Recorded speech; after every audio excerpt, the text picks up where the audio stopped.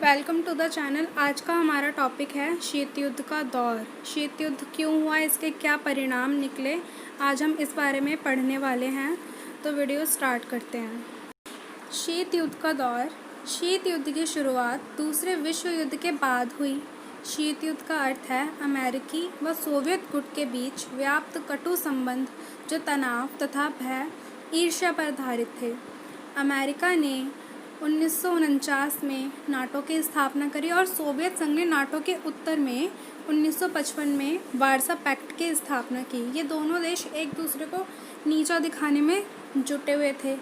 Soviet संघ के विघटन के समय उसके राष्ट्रपति मिखाइल गोर्बाचेव थे। मिखाइल गोर्बाचेव ने 25 दिसंबर 1991 को त्यागपत्र दे दिया और 1991 को ही सोवियत संघ का विघटन और शीत युद्ध की समाप्ति माना जाता है।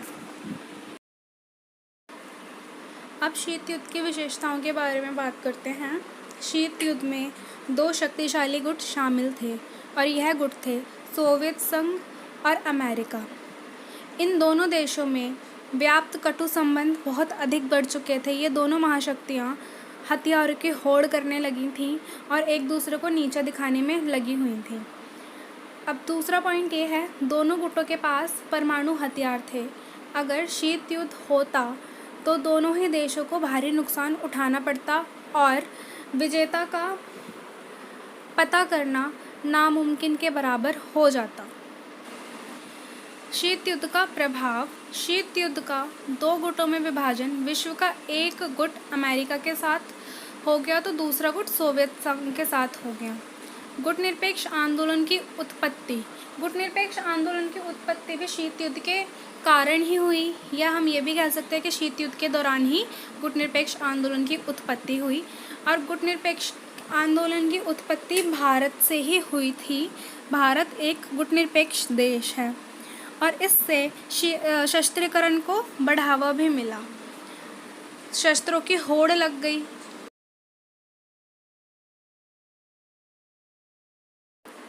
शीत युद्ध का अर्थ होता है जब दो या दो से अधिक देशों के बीच ऐसी स्थिति बन जाए कि लगे युद्ध होकर रहेगा परंतु वास्तव में कोई युद्ध ना हो। इसमें युद्ध की पूरी संभावना रहती है। युद्ध की आशंका, डर, तनाव, संघर्ष जारी रहता है, लेकिन युद्ध नहीं होता। और यह दो देश सोवियत संघ और अमेरिका थे। इन दोनों देशों ने शीत युद्ध के खतरे को देखते हुए युद्ध ना करना ही समझदारी समझा। अगर युद्ध हो जाता तो दोनों ही महाशक्तियों का बहुत नुकसान होता। दूसरा पॉइंट, शीत युद्ध का दौर 1945 से 1990 तक माना जाता है, यानी कि दूसरे विश्व युद्ध के बाद से शीत युद्ध का दौर माना जाता है। शीत युद्ध से अभिप्राय दो राज्य अमेरिका तथा भूतपूर्व सोवियत संघ अथवा दो गुटों के बीच व्याप्त उन कटु संबंधों के इतिहास से है जो तनाव भविष्य पर आधारित था। इसके अंतर्गत दोनों गुट एक दूसरे को नीचा दिखाने के लिए जुटे हुए थे।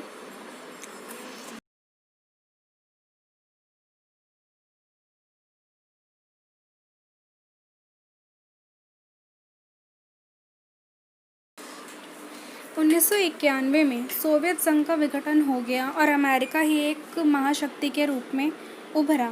अब हम सोवियत संघ के विघटन के कारणों के बारे में जानते हैं। सोवियत संघ राजनीतिक और आर्थिक रूप से बहुत कमज़ोर हो चुका था। सोवियत व्यवस्था में लोकतांत्रिक व्यवस्था नहीं थी और लोगों को अपने विचार रखने की स्वतंत्रता भी नहीं थी।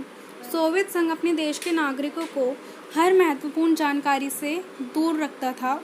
वहाँ के नागरिकों को ज़्यादातर लोकतांत्रिक अधिकार भी प्राप्त नहीं थे और वहाँ की कोई भी महत्वपूर्ण सूचना होती थी उससे वहाँ के जनता को वंचित रखा जाता था।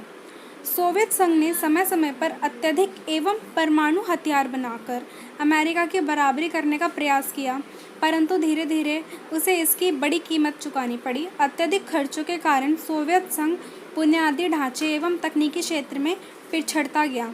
अंत में 1991 में सोवियत संघ का विघटन हो गया। वहाँ की जनता भुखमरी की चपेट में आ गई क्योंकि सोवियत संघ ने सारा खर्चा परमाणु हथियारों को बनाने में किया। वो अपनी जनता के तरफ उत्तरदायी नहीं था।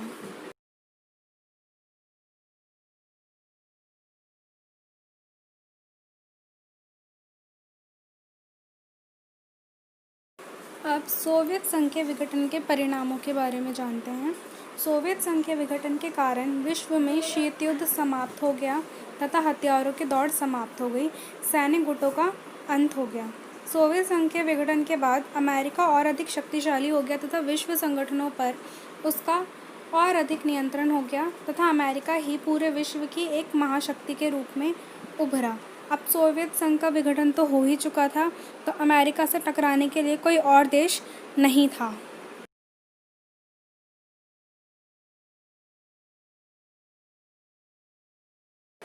द्वितीय विश्व युद्ध की समाप्ति पर रूस तृतीय विजेता के रूप में प्रकट हुआ था तथा यह द्वितीय महान शक्ति था। अमेरिका तथा रूस वास्तव में दो ऐसी प्रवृत्तियों का प्रतिनिधित्व करते हैं जिनमें कभी तालमेल नहीं हो सकता तथा जो पूर्णतः एक दूसरे की विरोधी प्रवृत्तियां हैं। अमेरिका तथा अन्य पश्चिमी देश पूंजीवादी लोकतंत्र में विश्वास करते हैं तथा रूस साम्यवाद में। इन दोनों देशों में साम्यवाद और पूंजीवाद के कारण ही कटु संबंध थे। दोनों ही महाशक्तियों में एक दूसरे को नुकसान पहुंचाने की क्षमता है, लेकिन कोई भी देश युद्ध का खतरा नहीं उठाना चाहता, इसलिए युद्ध नहीं हुआ और अमेरिका ही विश्व की एक महाशक्ति के रूप में उभरा। अब उससे टकराने के लिए कोई भी देश इतना विकसित नहीं है जो अमेरिका से युद्ध कर सके, इसलिए अब अमेरिका ही विश्व की एक महाशक्ति है। Thanks for watching.